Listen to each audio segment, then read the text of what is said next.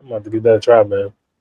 Yeah, argue amongst yourselves on the jollof rice point. I was about to Because say, bro, I like already know who has the best jollof rice. So argue amongst yourselves. you came here ready for war, man. You know you got to be Yeah, careful with that Joe Rice, we man. win that war. I mean, it's not even like a question. Like if you go back and look at all of the jollof rice competitions over the last 20 years, the winners generally are Senegal and Sierra Leone, and it's like first and second. Really. Yeah, I mean, look, just because other people are allowed or have bigger populations doesn't mean their food Uh is oh. better. Uh I'm oh. just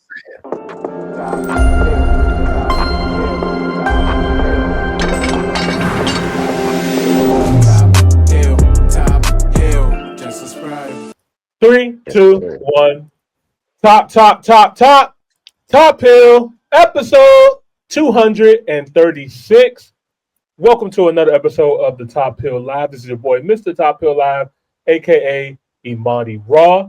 And also, shout out to the official Carmen. Round of applause for her. Mr. Carmen. For all the Top Hill people, man, Carmen will be back. No worries, no worries. She's probably going to be joining the live chat soon. But we got a very, very, very special guest in the building, man, to hold it down. You hear me? We got the authentic African in the building. My man Joe, what's going on, man? Shout out to Joe in the building. Round of applause. What's up? What's up? What's up, Imani? I appreciate it. I'm happy to be here at Top Hill. Yeah, Thanks man. for having me. It's an honor to have you on, man. It's a pleasure. It's a pleasure, man. It's super dope. You guys don't know, both me and Joe were down in Atlanta at InvestFest. That's where we met up, and just like, man, it's just the stars kind of align, man. It's just like, man, your mission, my mission is kind of like the same. So we gotta Absolutely. go ahead and chop it up, man. So it's a pleasure for me and Carmen. We're very, very happy to have you on, and yeah, man, we're gonna have a lot of fun tonight, man. Absolutely. And I'm happy to be here, man. What you guys have been doing with the platform is impressive. And yeah, we got a chance to chop it up. I did a live stream like immediately following the InvestFest conference, and I told everybody, you don't go to InvestFest to sit in those rooms and hear people from the stage. You go to InvestFest to network and to build. Yeah, You either network across or you build with people who are doing what it is that you're looking to do, and you can learn from them. And so for me, that was what was the most impactful piece, is that I walked out of there. Now I'm here on this live stream. There's so many other conversations that I had that are building into something that's going to be truly special. So yeah, for those of you who didn't go, next year you should be there. 25,000 people were there. facts, facts, absolutely. And just to second that, man, I had the honor to be at every single InvestFest. I was there the very first year where they only had 2,000 people to, now this year them having 25,000 people. And one thing, the biggest lesson I learned, Joe, is that absolutely right. You can get value from listening to the speakers and going to do all that, but the biggest value you get is networking and meeting people that are on your mission, man. So I had my most fun being in that vendor marketplace, walking around, Yep, what I me mean, too. shaking hands and kissing babies, man. So it was dope, man. It was a really, really dope experience, and yeah, man. And now we here. You know what I mean? The Top Hill and Authentic African collaboration. The Just when you guys start, you know what I mean? Like, this is what you guys needed. This is what you guys wanted. So we're gonna bring it to you guys. You know what I mean? So um Absolutely. let's get to it, man. So you guys already know this show. Well, some of you guys may not know. Shout out to all the authentic Africans out there. But Top Hill is all about a platform that bridges the gap between the culture for Africans in the continent and Africans in the diaspora. So this is the hub right here. We come together, we build together, we learn together, and we're all here to support each other. You know what I mean? So I'm always for the the constructive criticism that so many of our gracious viewers give us. You know what I mean? But like I said, we're here to learn, and we're also here to grow together. So um, we got a great show for you guys lined up today. And yeah, man, we're gonna get right into the reactions, man. So first things first. Well, before I get into it, Joe, is there anything else you wanted to dive into on the intro before we hop in or anything? Yeah, man. I mean, look, just for those of you who aren't as familiar with me, my platform is called Authentic African, and we are on the same mission. This is why we're here. So, my goal is to bridge the gap between Africans living on the continent and Africans living in the diaspora. I'm a first generation or second generation, depends on how you describe it, American, born and raised in the U.S., dual citizen between United States and Sierra Leone. I represent it every day on my wrist. And the platform really is to get people to do one of three things, right? It's to get them to move, visit, or invest. And then with any investing, start a business on the continent of Africa. And so, everything I do is based around that. And if there's any opportunity I have to share the knowledge that I have from living on the continent for a little over 4 years, investing and traveling to the continent for the past 15 years, that's what I'm here to do. And so I'm glad to be on your stream with your people to be able to share whatever it is I can to this group. So looking forward to it. For sure, man. And then for the people as well too, man. Can you let them know like what countries you've been to in Africa and what country you represent again? Yeah, so I rep Sierra Leone. I lived in Ghana as well. So I lived in Sierra Leone for a year. I've been going to Sierra Leone on and off though since '86, really for the first time. But like as an adult, I went in 2010 and then subsequently 2017 through 2020, and then moving there. I was going twice a year. Even when I was living in Los Angeles, I was still going to Sierra Leone twice a year. And then when I moved to Ghana, I was going to Sierra Leone back and forth. I did live in Ghana as my landing spot at first. Is a softer landing. It's a little easier. Many of the things that you're used to in the West are available there in Ghana. So that made it a little simple transition. I worked in Ghana as the head of advertising for Jumia Ghana, which is an e-commerce platform. They call themselves the Amazon of Africa, publicly traded on the New York Stock Exchange. So I did that for a year. In that process, I went to Egypt for the first time. So I went to Egypt. When I was there, we did our like our sales conference in Egypt. I've been to Gambia, Nigeria, um, Sierra Leone, Ghana, Tanzania, and then Ethiopia. Okay. So those are all of the stops that I've made thus far. I spend most of my time going back and forth between Ghana and Sierra Leone, just because I have projects going on in Sierra Leone and in Ghana. And so, but I do plan to visit multiple places. Kenya's on the list. Of course, South Africa's on the list. So I got to make those two things happen. Shout out to Kenya. You know when somebody's been to Kenya because they get those braces that you can never take off. Right, exactly. I already know. I already know. That's a fact. Big Kenya. Shout out to Kenya, man. Yeah, a little bit about my background too, man. So I am what people would consider a foundational Black American. My parents, and my ancestors were descendants of slaves, but my father always knew that we came from the continent of Africa. He always reassured me and my brother that. So he gave me and my brother African names. You know what I mean? And it's kind of funny how now I'm on this mission as well too. So my name Imani is Swahili for faith. But I've been to Africa 3 times. I've been to Ghana, I've been to Tanzania, and I've been to Kenya, of course. And yeah, I want to continue to go back. I want to go back to visit. I want to go back to support. I want to go back to invest. I want to go. I'm going to be constantly going back to the continent. And I also want to encourage more of our people to do so as well too, because a lot of people. I don't want us to be late to the party. I'm gonna be honest with you. Like the whole world is focusing on Africa. There's so many. All the signs are there. You know what I mean? And one thing that they do, they like to keep us out of it, and then go over there, get the land and get all the opportunities while it's affordable and cheaper at the moment. And then we all going to wake up one day and be like, dang, Africa looks lit, but too bad I can't afford it. You know what I mean? So I just, we should be involved, you know what I mean? And I think we need to get rid of a lot of these negative narratives and propaganda that, they put on us and they put on, Africans in the continent as well too. And we just need to come together and, bridge that gap. So. Yeah, man. So, I thought it was only going to be right, man, that if we got our man Joe on the platform, man, we might as well go ahead and tap into Sierra Leone, man, because we actually got actual Sierra. Is it Sierra Leonean? Is that how y'all? Yep, that's Sierra it. Leone? We got Sierra Leonean in the building. You hear me? So we actually have not touched on Sierra Leone yet, and I was like, this will be the perfect opportunity to actually, tap in. So. You guys already know. If you guys haven't already, like the video, subscribe to the channel. We greatly appreciate it. Make sure you guys also like and subscribe to our guy Joe over here, his channel, Authentic African as well too. He got a great platform, and you probably, if you guys follow us, you probably already seen him on Instagram and TikTok. He already took over those platforms. He's all over the place. So shout out to him. But Appreciate yeah, man, let's go ahead and start off with the first video. Now, I don't know much about Sierra Leone outside of the Kanye West record Diamonds. You know what I mean? Like the very first time I ever seen the word Sierra Leone or heard the country was from that Diamonds record. I was a big Kanye fan back then. I love that record, one of my favorite records. But it also brought me to consciousness to learn about blood diamonds and all that kind of stuff. But I don't know, like Joe, if you could tap into that, like what is?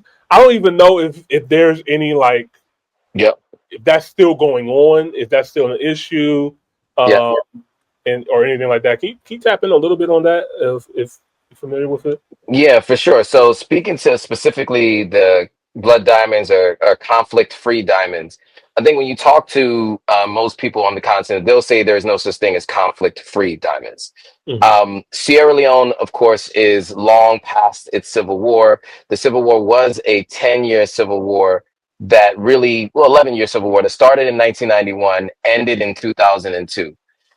There's a movie, Blood Diamond, Jaimin Hunsu, Leonardo DiCaprio, and they depict a fictional story, but based on real life experiences, right? Long sleeve, short sleeve, where the decapitation or the cutting off of limbs was happening to people at Mm-hmm. an alarming rate, right? And so, gentleman by the name of Charles Taylor from Liberia came in, had a big part to do with the Civil War. He was tried by the United Nations.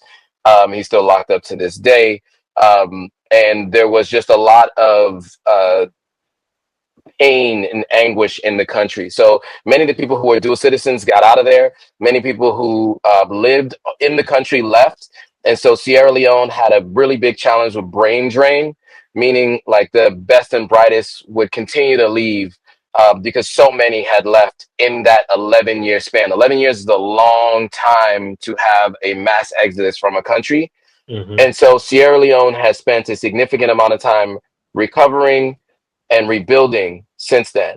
And so right now you have like a crop of people who are really looking to try to continue to develop the country and get people to come back and to do more.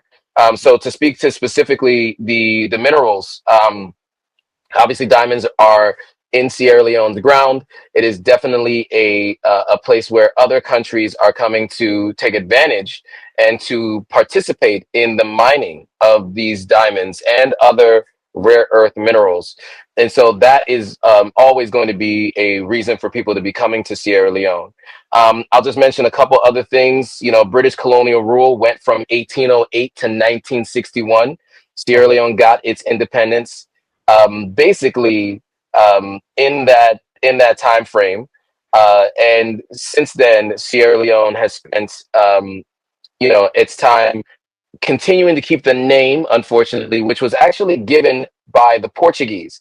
The Portuguese, when they were trading and or doing their slave route around West Africa, they were off the coast of Sierra Leone, and they saw the mountains. So that's Sierra, and they heard a loud roar from the mountains and they thought it was lions, Oh wow. but really it was thunder. So shout out to the Portuguese not knowing anything. Wow. It was thunder. And so they gave the country the name Sierra Leone.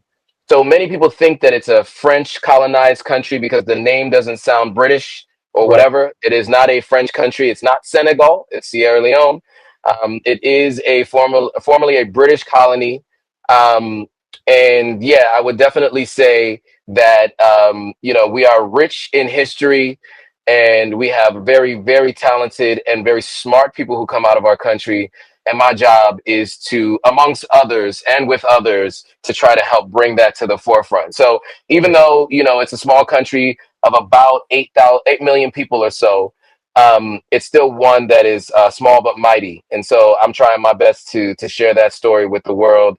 And yeah, so stay tuned and check in, and we'll react to a video. I got a lot I could say about Sierra Leone, but I'll leave it there.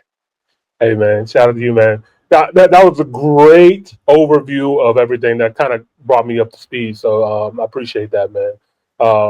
So that's also good to know too, because that was one of my questions was going to be like, what is the language out there? Because you're right. Like, when I think of Sierra Leone, I do kind of think French. I know there's a lot of either French or English on that west coast of Africa there. So people they speak English.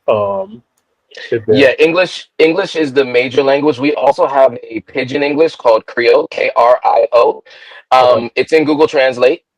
It is not like any other Creole you might know. I think there are a couple of different versions of Creole around the world.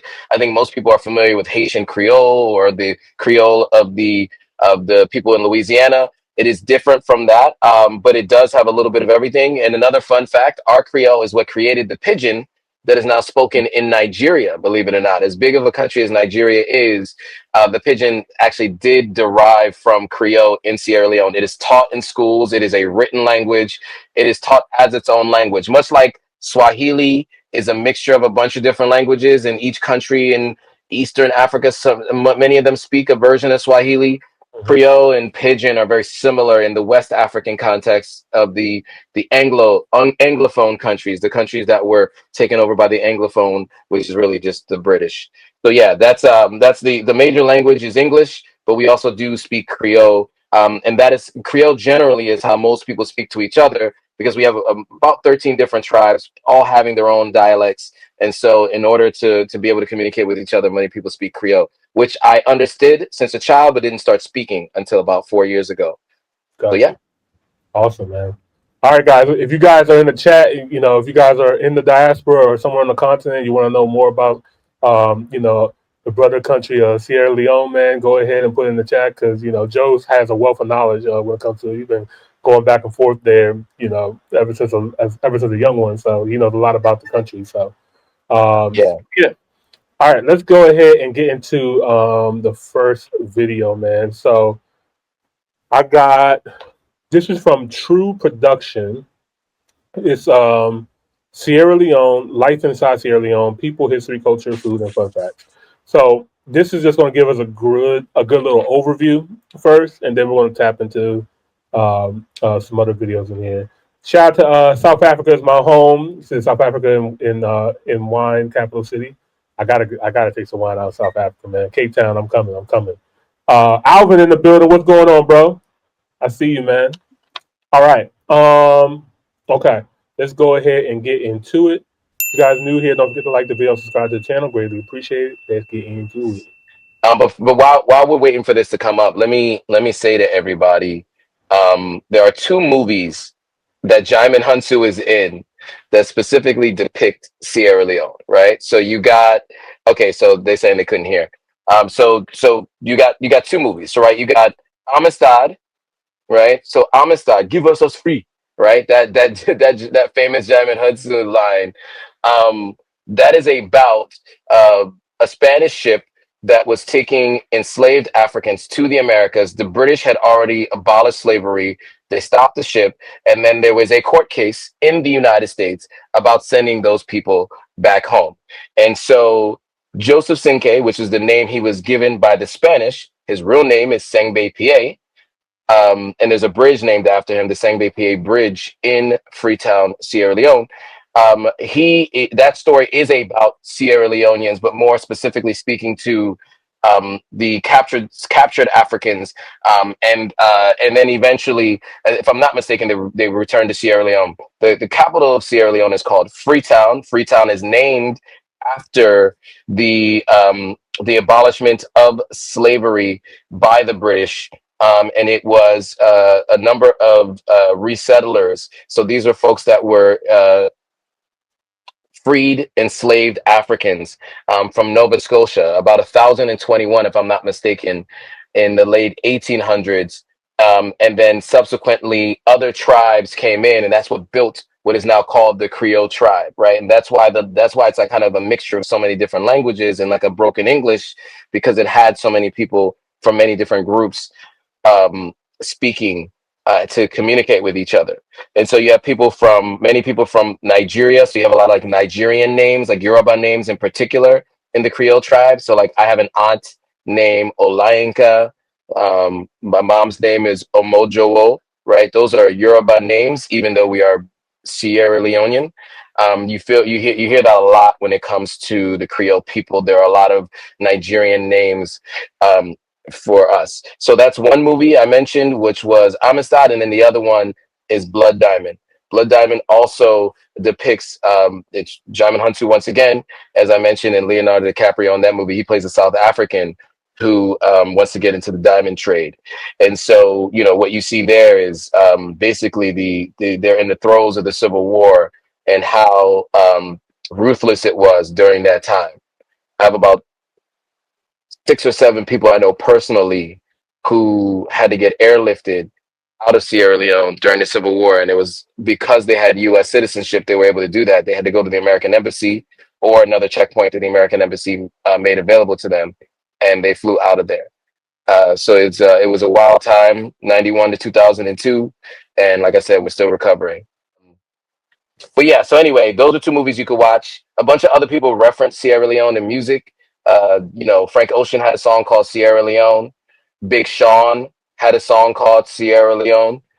Um, Joel Santana referenced it in the song. We all, if you're from Sierra Leone, you know when it's referenced and who and what songs it's in. There's, I think even Bob Marley once mentioned it. So, we unfortunately were only known for the diamonds and the Civil War, and then later Ebola. And the goal is to try to change that, right? I mean, the good thing is that, we do have rare earth minerals beyond, diamonds. We have iron ore, etc. And so we're rich in rare earth minerals. Unfortunately, the Sierra Leoneans very rarely benefit from it. I fixed the audio, by the way. Okay, cool. Perfect. Right. It should work. I'll pull it up now. You might have to explain it to me at some point. I got you.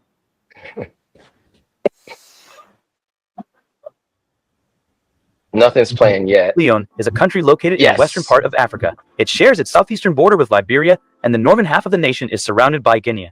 Covering a total area of 71,740 square kilometers, Sierra Leone has a tropical climate with diverse environments ranging from savanna to rainforests. The country has a population of about 8.9 million people. The country is divided into 5 administrative regions, which are subdivided into 16 districts. Sierra Leone is a constitutional republic with a unicameral parliament and a directly elected president serving a 5-year term with a maximum of 2 terms. The current president is Julius Maada Bio. Sierra Leone is a secular nation with a... No, I just don't throw this out here. This video is 2 years old, so I'm not sure if this is accurate. Joe, if you want me to pause at any point in time, just let me know. Yeah, that is accurate so far. Okay, cool. Yep. Constitution providing for the separation of state and religion and freedom of conscience, which includes freedom of thoughts and religion. Muslims make up about 3/4 of the population, though with an influential Christian minority. Religious tolerance in the West African nation is very high and is generally considered a norm and part of Sierra Leone's cultural identity. If you want to know more about this fascinating country, subscribe to the channel and come with me as we explore Sierra Leone together. 1. Sierra Leone has a rich and complex history that spans thousands of years. The territory of present-day Sierra Leone was inhabited by various ethnic groups, including the Temi and the Mendi, long before the arrival of Europeans in the late 15th century. The Portuguese were the first Europeans to arrive in Sierra Leone in the late 15th century, followed by the English, who established a colony on the coast in the late 18th century. The colony became a British protectorate in 1896, and in 1961, Sierra Leone gained independence from Britain. Sierra Leone has faced significant challenges in the post-independence era, including political instability, economic hardship, and a brutal civil war that lasted from 1991 to 2002. The war, which was fought between various rebel groups and government forces, resulted in the deaths of tens of thousands of people and caused widespread displacement and destruction. In recent years, Sierra Leone has made significant progress in rebuilding and developing the country, with a growing economy, improving infrastructure, and a commitment to democracy and good governance. However, the country still faces significant challenges, including poverty, corruption, and environmental degradation. 2. Freetown is the capital and largest city of Sierra Leone, located on the coast of the Atlantic Ocean. The city has a population of around 1 million people and is the economic, cultural, and political center of the country. Freetown was founded in 1787 by British abolitionists as a... It's like a nice, good, smooth road right there. Ain't no bumps on that road. Right, settlement exactly. for freed slaves, and it became the capital of the British colony of Sierra Leone in 1808. The city has a rich cultural heritage with a mix of African, European, and American influences. One of the most iconic landmarks in Freetown is the cotton tree, a massive tree located in the city center Let's that pause it has been a right symbol of there. the city's resilience. All right. So he's talking about the cotton tree. The cotton tree was known by Sierra Leoneans as a really like a staple of the country. Unfortunately, after a really terrible rainstorm, I think 2 years ago, the cotton tree went down. So it is no longer there, and that was a staple of Sierra Leone. And just to kind of give a little bit of background on, because he mentioned the cotton tree, it Mhm. was a historic and symbolic. It's a I guess a kapak tree, and it stood for centuries in the center of Freetown. It literally was there for years. It represented freedom and liberty for the formerly enslaved African Americans who settled in the city in 1792. Though Mm. much of the original tree toppled in 2023 storm, it still remains a powerful symbol, but there's not much of it left. And so that's what it was known for. It's been around for that long, and so I don't think they show it here in this video, but I just don't wanted to mention that just in case you guys are planning to go to Sierra Leone, you're looking for the cotton tree. The space is there, but the tree no longer stands. I got a question on that too. So you mentioned that African Americans like came to Sierra Leone. Yeah. I heard about the history about Liberia, and I know Liberia Mhm. not far.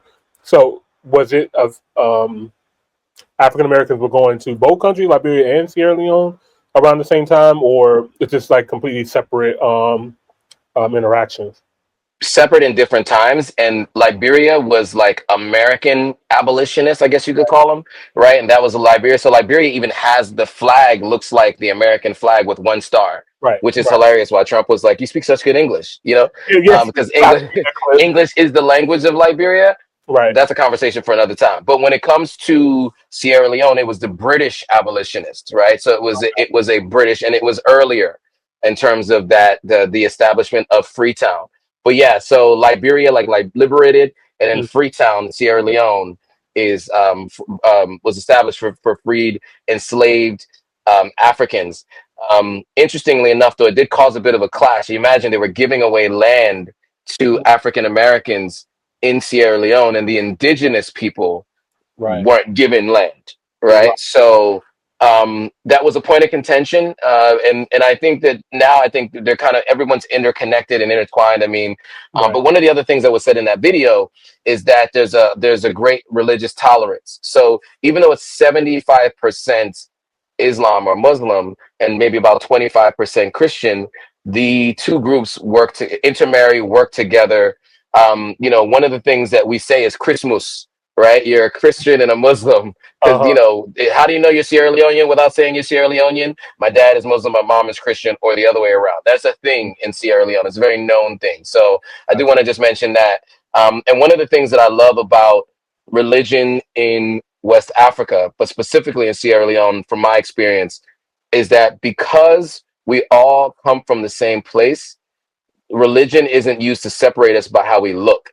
Hmm. In America, when somebody is Muslim, generally they're from the Middle East and it's easy to otherize them. Right. And so that's why there's this fear of this other group by Anglo-Saxon Americans. Yeah. In Sierra Leone, you got Christians and you got Muslims that operate together.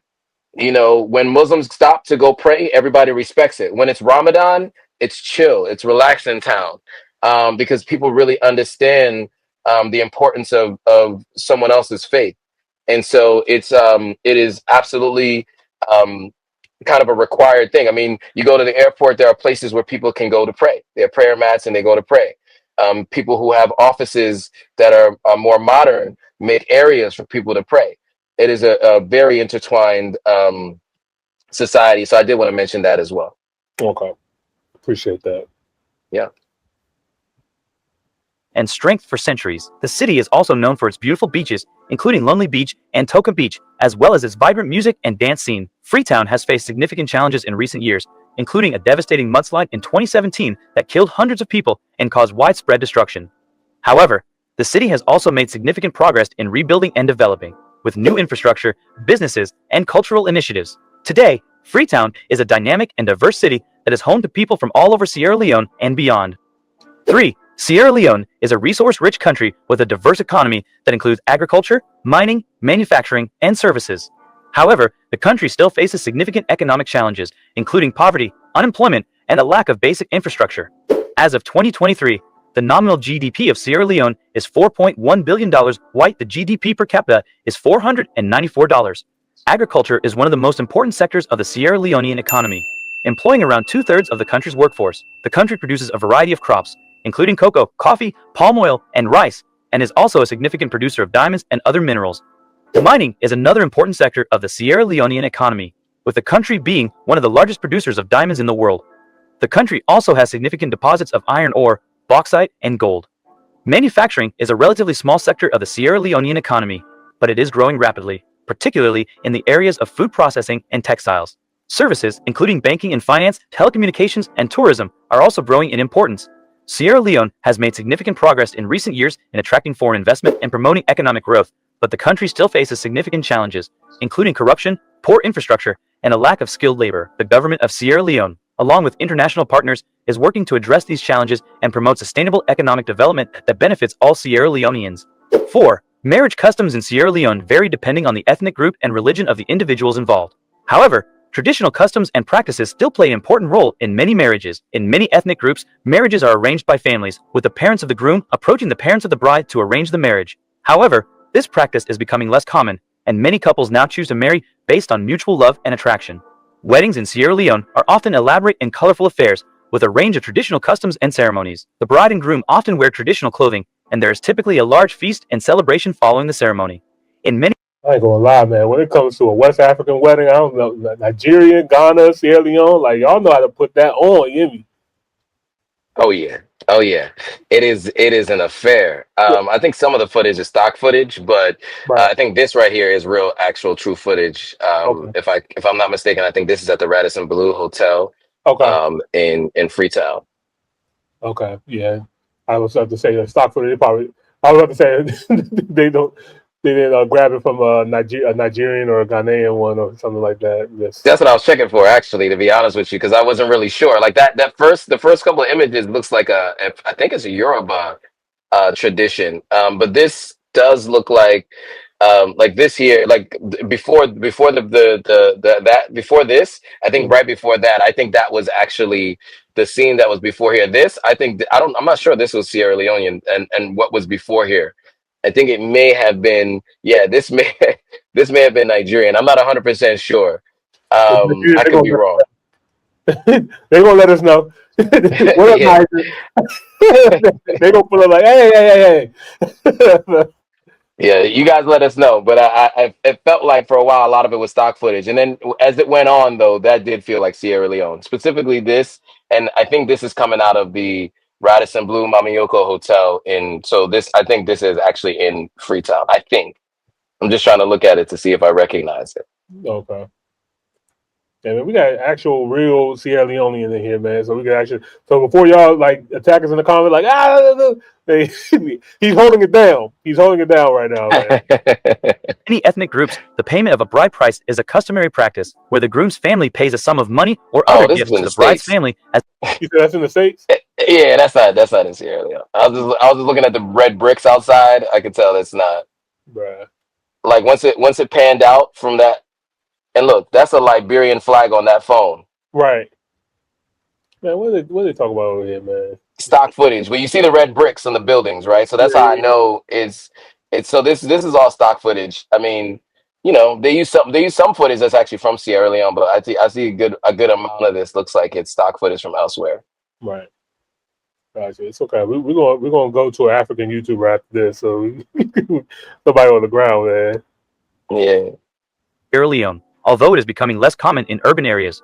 Overall, marriage customs in Sierra Leone are diverse and reflect the country's rich cultural heritage. While traditional practices are still important, many couples are also choosing to incorporate modern elements into their weddings, creating a unique and personalized experience. 5. The education system in Sierra Leone is divided into primary, secondary, and tertiary education. Primary education is free and compulsory for children between the ages of 6 and 14, and the government has made significant efforts to increase enrollment and improve the quality of education in primary schools. However, many children still do not have access to education, particularly in rural areas. Secondary education is also available in Sierra Leone, but it is not free and is often Say that prohibitively again. expensive for many families. I was like, what the hell was that man doing, man? It was just like, I think he was tossing a pen to a student. I think that was happening. This is what we see far too much of on the continent, right? yeah, Um, we need to teach ourselves. right. This is a concerning video. Just this clip right here, just this screenshot right here is I would be concerning. honest, yeah, because I'm like, she's over here trying to take a selfie or take a picture of the class. Like, look, we're over here trying to help the kids, and then this guy's trying to Yeah, say, just get the boy a pen. Walk up to him and give him a pen if you want to give him a pen. Anyway, I don't know. correct. You guys already know I can get triggered easy. I can get triggered easily when I start seeing certain things. I can already hear Carmen in the background. Colonizer. Anyway, The government is working to increase access to secondary education and improve the quality of teaching and learning in secondary schools. Tertiary education is available in Sierra Leone, with a number of universities and other institutions of higher education operating in the country. However, access to tertiary education is limited, and many students face significant financial and other barriers to enrollment. Education in Sierra Leone faces significant Oh, let's pause challenges, that real quick including and inadequate and give funding some for context to that. okay. So, in the United States, you got financial aid if you want to go to a post-secondary school. We call it post-secondary school, what they're calling tertiary, right? Which is college, right? Universities. Um, in the United States, you have private loans, you have federal loans that you can take. Most schooling, if you're going to a private school or if you're going to university, is out-of-pocket expenses. And so you sometimes can't sit for certain tests. You can't go on field trips. You can't receive certain things if you do not pay beforehand. You have to pay your fees. And so what you'll hear a lot for those of you who plan to travel or you end up, having a significant other on the continent, you'll hear that somebody has school fees that need to be paid. As of right now, a lot of the remittance that goes back to Sierra Leone is for school fees. The generation before me and my family, let me tell you something. These people have been paying school fees since they hit the shores of the United States in the 70s and the 80s. They've been paying people school fees, multiple generations of people's school fees. Wow. And it's a constant. It's a constant. I mean, I have a friend who, they have younger siblings in school. They have to pay their siblings school fees. Mm. And then what happens a lot is if somebody paid your school fees and you go to America, well, now you got to help them and their kids pay their school fees if they're no longer able to work or they're not able to cover the school fee costs. That's something that specifically happened in our family. We have an older cousin of my mother who helped pay a couple of her sisters' school fees, and so then the sisters together collectively paid his son's college fees, right? And so this is just a pattern that goes on and on and on because the financial aid system is non-existent, right? I don't know what to say, man. Like, it seems like the solution is like, what the heck is going on? Why is the school fee so expensive in the first place? Where um, it takes this many like generations to fix it. Like, it reminds me of like what we call like the black tax. This sounds like a Yep. super black tax. Like this is Yeah. the black tax with interest and inflation and Yeah. a bunch of stuff, man. So like, yeah, yeah, that's crazy. That's craziness. But I also think there's beauty in it as well too, because it's a community, it's a family thing where it's like, okay, we're going to take care of each other. Like, I think that's beautiful, but it's also something that not everybody. It's not something that you should have to go through. You know what I mean? But Yeah. Yeah, and I will say, to your point, there's the idea of community, right? Right. We all take care of each other. I think the problem is advancement becomes more difficult when you constantly have bills that you have to cover that have nothing to do with you, right? Like, many people who are, reach a certain age, retirement age, they're in the latter years, they're starting to think about, oh, let me build a house back home. But the money that they have been spending going back on remittance, imagine had that gone into a business or into real estate. right, And yes, that would mean that those people who are benefiting from that remittance would no longer benefit from it. But that individual really can't, that individual is capped at some level because they're being pulled back by the burden of the cost that they have to spend to take care of other people back home. right, So lack of access to capital and and I guess private capital or public capital is a big problem. You do have a bunch of people who are not in as much debt as you do in the United States, right? Because so many people access capital to make frivolous purchases. And so you have people driving cars that they shouldn't be driving, living in houses and apartments they shouldn't be living in based on debt, like credit cards, etc. That is not a challenge that you have on the continent or specifically in Sierra Leone. You have other challenges. Not being able to afford it up front means you can't even do it, right? So that when they speak about schooling and access to schooling, a big part of that is the cost associated with it, and people just not having the finances to be able to do it. Mm. I The average wonder. income is $50 per month, by the way. That's the average income in Sierra Leone, and that's also happens to be the minimum wage. Wow, insane. I Yeah. wonder with the way how technology is going now with artificial intelligence and stuff like that, like it'll it'll be a way for more people on the continent in Sierra Leone to get an education outside of the traditional, way of schooling and stuff like that. Maybe that might be something to look forward to in the future.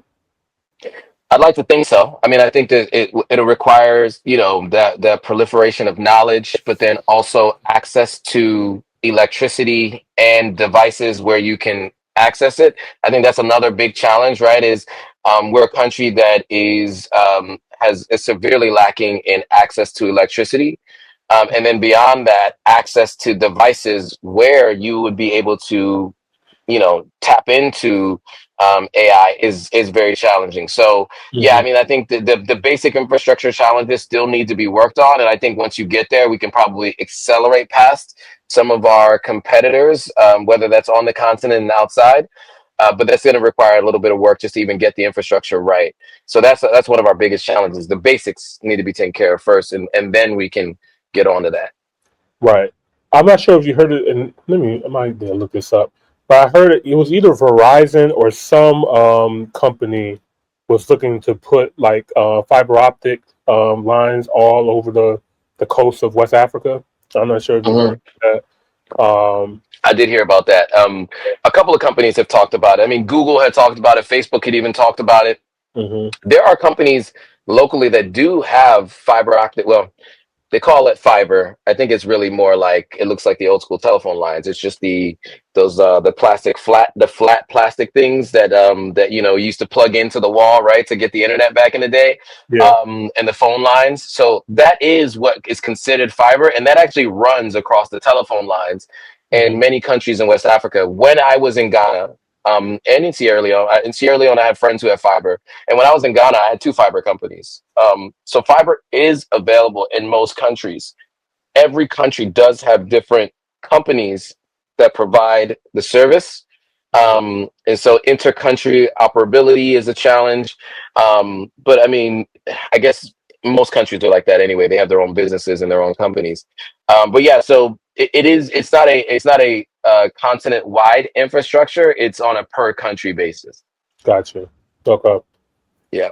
If we have more time, I might want to tap into you and ask you more about like Akon City, Lighting of Africa, stuff like We that. can we can talk about that. Talk about all that. Okay, we'll probably have to say that for the.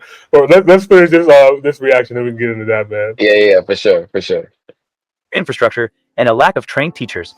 The government of Sierra Leone, along with international partners, is working to address these challenges and improve access to quality education for all Sierra Leoneans. 6. Sierra Leone is a country with a rich culture and natural beauty, and there are many tourist attractions that showcase the country's unique heritage and environment. One of the most popular tourist attractions in Sierra Leone is the Tacugama Chimpanzee Sanctuary, which is home to over 80 chimpanzees that have been rescued from the illegal wildlife trade.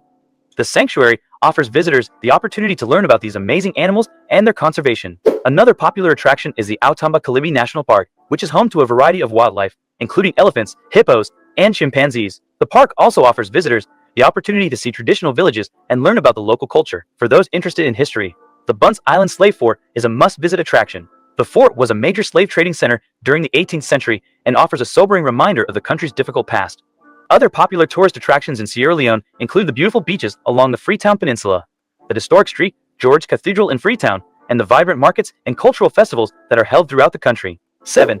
There are some practices that may be considered shocking or controversial that are still practiced in Sierra Oh Leone. boy, One such practice is female genital mutilation, FGM, I knew which that is was still coming. widely practiced in Sierra Leone, particularly in rural areas. FGM involves the partial or total removal of the external female genitalia and is often performed on young girls as a way of marking their transition to womanhood. Despite efforts Can we by the talk about government that and real quick? international organizations to eradicate the What the heck is that? So FGM, female genital mutilation, or what some people used to call female circumcision, it is a brutal practice, and it's part of a right to passage of womanhood, right? Mm-hmm. In Sierra Leone, it's called bondo. Mm-hmm. And basically, of course, the young girls are not aware of the practice and what it means. Um, Really, they find out once they get there, right? They're encouraged to think of it as a practice to getting into womanhood. You have no idea what it actually means when you get there. I know Mm-hmm. people personally impacted by this. These conversations that we're planning to have on the platform at some point in time. I dated someone who had gone through the Bondo process in Guinea. It was the way she described it. I cannot explain how horrific it was. To be honest with you, she was held down. Shears were used, bleeding. I mean, all things, right? I mean, it is a horrific practice. It is not outlawed in Sierra Leone as of yet. Gambia has outlawed it. Many countries have outlawed it. Sierra Leone has not. And I think that's large in part to do with the fact that the first lady of Sierra Leone has gone through it. And it seems as if she may be a proponent of it or a supporter of the practice. There are many people in country who are supporters of the practice. I have cousins, first cousins, who told me if I had a daughter and brought her there, they would force her to do it. It is so ingrained in certain parts of the country's culture that it's not even seen as a horrific practice. Now, I will say the Creole people do not do it. Mm-hmm. And I'm not sure all of which tribes do it, but I do know the Mende tribe. Many people in the Mende tribe do it. The Mm-hmm. Creole people don't do it because they're a non-indigenous tribe in many cases, right? They were African American, freed, enslaved people from Nova Scotia, Canada, and then other people from other parts of the continent that came in to build this tribe. And so, from what I understand, in large part, the Creole people do not do it. But some of the indigenous tribes of Sierra Leone still practice this, and it is practiced all around the continent of Africa and rural areas. What is the purpose? Like I know they said like, hey, this is them growing into womanhood, but like, what benefit? Like, why? What's the purpose of doing this? Yeah, so I've heard many different reasons, and I also heard so there's different things that I've heard.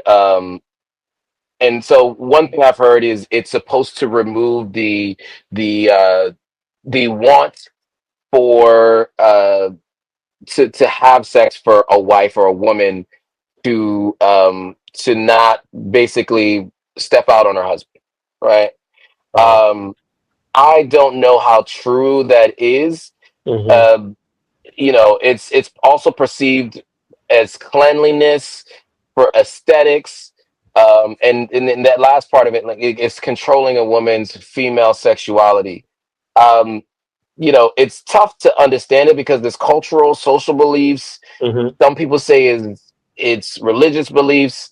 Um, it happens in so many different ways, razors, shears, all kinds of different ways, but I think mainly it's meant to be like a control mechanism, meaning that from the way it was described to me was it was so that a woman won't step out on her husband eventually, right? Which it does not actually control that, just to be clear. you Right. know I think what it does is it puts a lot of people through PTSD, right? Mm. And I think that's really what the main impact of it. But yeah, so that's my understanding. You guys let me know if you know anything else in the comments, but that's how I understand it to be. Gotcha. Appreciate that, man. Of Crazy. course. That's crazy work. Yeah. The practice, it remains a deeply ingrained cultural tradition in many parts of the country. Another controversial practice in Sierra Leone is the use of secret societies, such as the Poro and Bondo societies, which are often associated with initiation rites and rituals that are shrouded in secrecy. Some of these practices involve the use of violence and intimidation, and there have been reports of human rights abuses associated with these societies. While these practices may be shocking or controversial to outsiders, they are deeply ingrained in Sierra Leonean culture and are often seen as important markers of identity and tradition. Efforts to address these practices must be sensitive to the cultural context and must involve the active participation and engagement of local communities. 8. The national dish of Sierra Leone is rice and beans with cassava leaf sauce. It is a hearty and flavorful dish that is popular throughout the country. The dish consists of rice and beans that are cooked together with spices and sometimes coconut milk, giving the dish a rich and creamy texture. The cassava leaf sauce is made by grinding cassava leaves with other ingredients such as onions, garlic, palm oil, and hot peppers to create a thick and savory sauce. The sauce is then simmered for several hours to allow the flavors to meld together. The dish is often served with fried plantains, which add a sweet and crispy element to the meal. It is a staple food in Sierra Leone and is enjoyed by people of all ages and backgrounds. 9. Love cassava leaves. Sierra Leone is home to a diverse range of wildlife, including a number. I was say what they don't hitting on, man. That don't. Oh yeah, it is. I mean, we're known for it. I mean, first of all, our jollof rice is better than everyone's except for maybe Senegal. Oh, That's up for debate.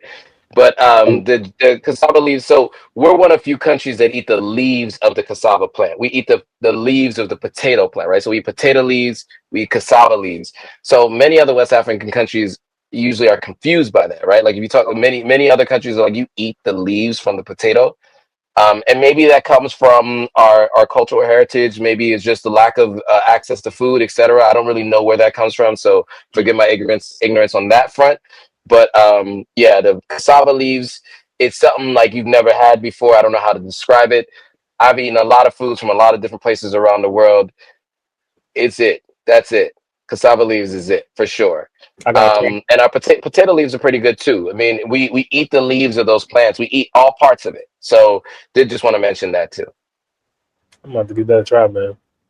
Yeah, argue amongst yourselves on the jollof rice point. I was about to 'Cause I say, already, bro, I like already know who has the best jollof rice. So argue amongst yourselves. you came here ready for war, man. You know you got to be Yeah. careful with that door I right, mean, we man. win that war. I mean, it's not even like a question. Like if you go back and look at all of the jollof rice competitions over the last 20 years, the winners generally are Senegal and Sierra Leone, and it's like first and second. Really?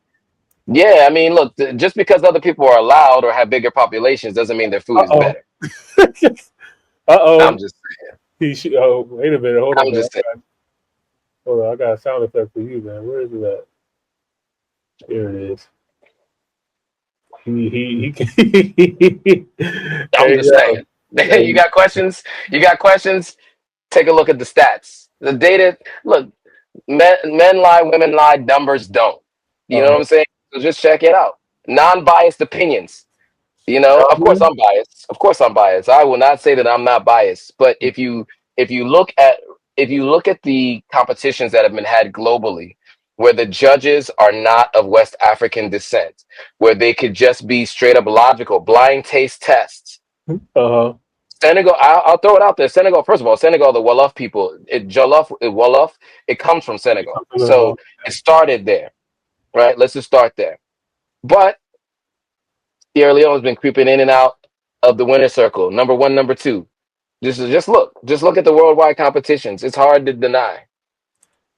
Hey, look, man. And what are your socials again for all the Nigerians and all the Ghanaians? Yeah. Come tell me in my comments what you think. I'm interested. So it is authentic African, authentic underscore African on Instagram, authentic African everywhere else. Come find me. You can find me, and then I will supply you with the details you need to Yeah. to be able to back up what I'm talking about. And then I can also tell you from my personal taste tests. Mhm. I've eaten jollof in Lagos, only in Lagos. So maybe if I go to Benin states or one of the other states outside of Lagos, maybe I might have a different opinion. But I've eaten jollof rice in Lagos. I've eaten jollof rice many times around Accra and different parts of Ghana. I like Ghanaian jollof even better than Nigerian jollof. But in terms of the levels of it, there is A and B, and then there's everyone else. Oh, Like I said, argue amongst yourselves. oh shoot, man. He didn't come to play, man. I did not. I only got the privilege to experience Ghanaian jollof rice. I actually had homemade Ghanaian jollof rice, cooked from a family at home. And I ain't gonna lie, that joint was fire. That joint was absolutely It's fire. good. I have not had the privilege or the honor to have Senegal, Sierra Leone, or Nigerian jollof rice or any of the others. So that is on my list to do for sure. Do yourself a favor and do it. I will tell Okay. you, you'll be like, oh, okay, there is levels to this. I didn't Right. know. Right. I got you, man. All right.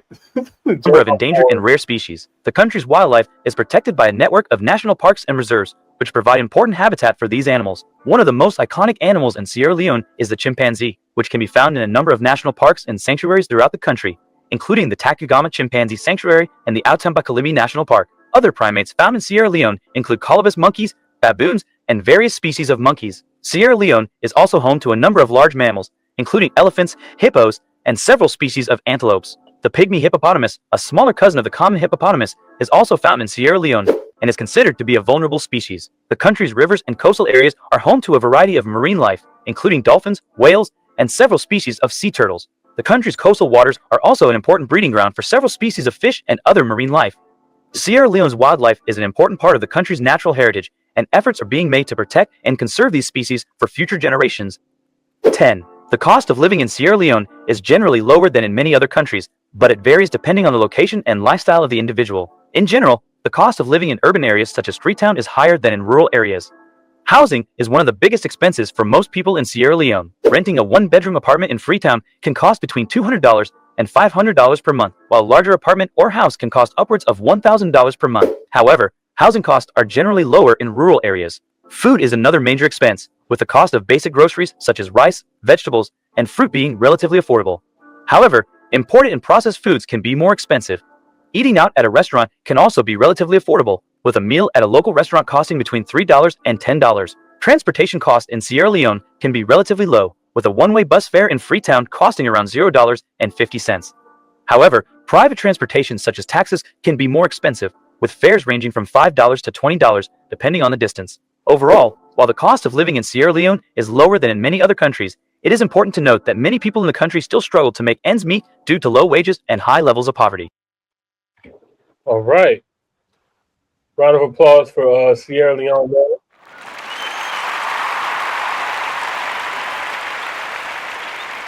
All right. So, okay, that was a good little overview of the country with our guy Joe right here being able to give us some clarifying facts and stuff like that. So appreciate it. So, okay, Absolutely. I see what's going on. You know what I mean? I see what's going on. So now this video was 2 years ago. What would you say is like some of the updated news or anything missing from this video that you think you could add to it? From what I understand, the Takogama Chimpanzee Sanctuary has been shut down temporarily. Deforestation is a big issue. So one of the things they didn't talk about is the exporting of what is it called? I guess wood. I don't know. It's another name for how you did that industry. Deforestation is a big issue, and so that is what is killing many of the chimpanzees in the country. There's also an issue with access to food in a lot of areas, so it's considered bushmeat sometimes. So it's just like some people eat certain wild animals, they get eaten sometimes, and then also people are keeping them as pets.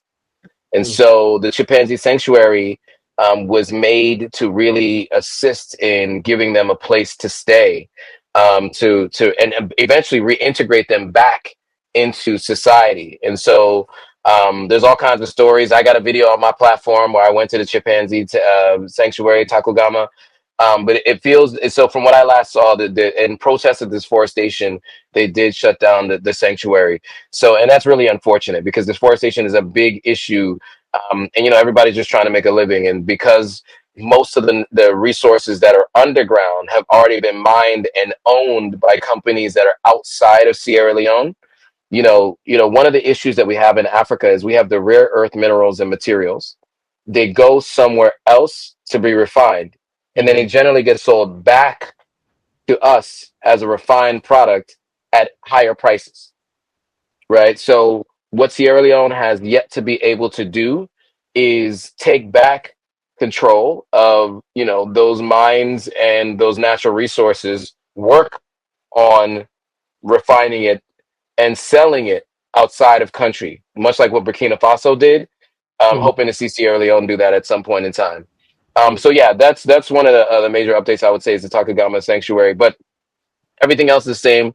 Marabio, the president, is in his second term, his second 5-year term. I think it ends in about 4 more years. I think he's a year into his second term. And so presidents in Sierra Leone can be presidents for 10 years versus 8 years, which is what you're kind of used to in the US, for example. And Right. so, it's quite a substantial period of time that somebody remains in office. And so that's just one of the nuances to Sierra Leone's process. I would also mention too that the campaign process is very short. So it basically starts a couple of months before the actual voting occurs. Very different from what you see in the United States, where you have these long, drawn out primaries, and it takes a while to get there. Even on mayoral campaigns, right? It's Mhm. not the same way in Sierra Leone. It happens pretty quickly. So Got you. that's the other thing I mentioned. Got you. Got you. Yeah. All right. Top hill, top hill.